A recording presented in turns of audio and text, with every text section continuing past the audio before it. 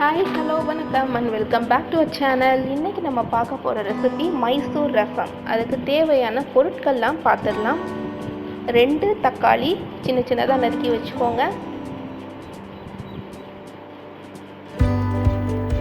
காரத்துக்கு ஏற்ப பச்சை மிளகாய், சிறிதளவு வெல்லம்,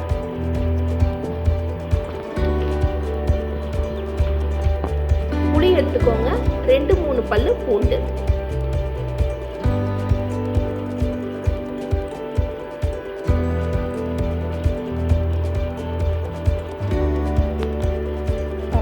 இப்போ குக்கரை நல்லா ஹீட் பண்ணிக்கோங்க.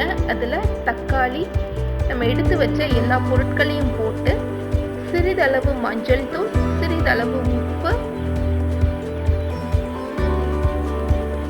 சிறிதளவு ரசப்பொடி,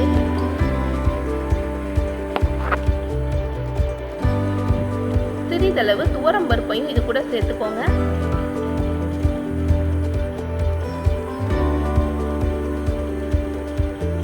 இதெல்லாம் மிக்ஸ் பண்ணி விட்டுருங்க. தேவையான அளவு தண்ணியும் ஊற்றிக்கோங்க.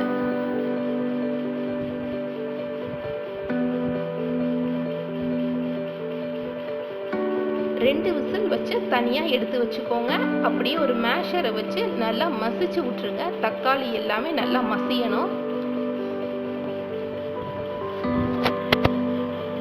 இன்னொரு கடாய் எடுத்து வச்சுக்கோங்க. அதில் 2 ஸ்பூன் நெய் ஊற்றிக்கோங்க. சிறிதளவு கடுகு தாளிசம் பண்ணிடலாம்.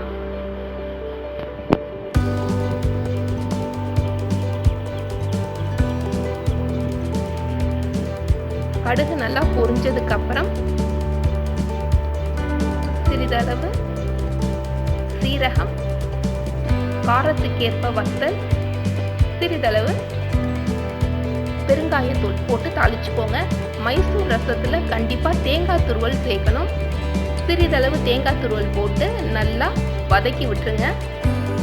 சிறிதளவு கருவேப்பிலையும் சேர்த்துக்கோங்க. இப்போ ரசம் ரெடி ஆயிடுச்சு. நம்ம தாளிச்சதையும் போட்டுடலாம். சிறிதளவு கொத்தமல்லி, கருவேப்பிலை சேர்த்து சர்வ் பண்ணிடலாம். சூடான சாதத்தோடு சாப்பிட்டு பாருங்கள். ரொம்ப டேஸ்ட்டாக இருக்கும். உங்கள் வீட்டையும் ட்ரை பண்ணி பாருங்கள்.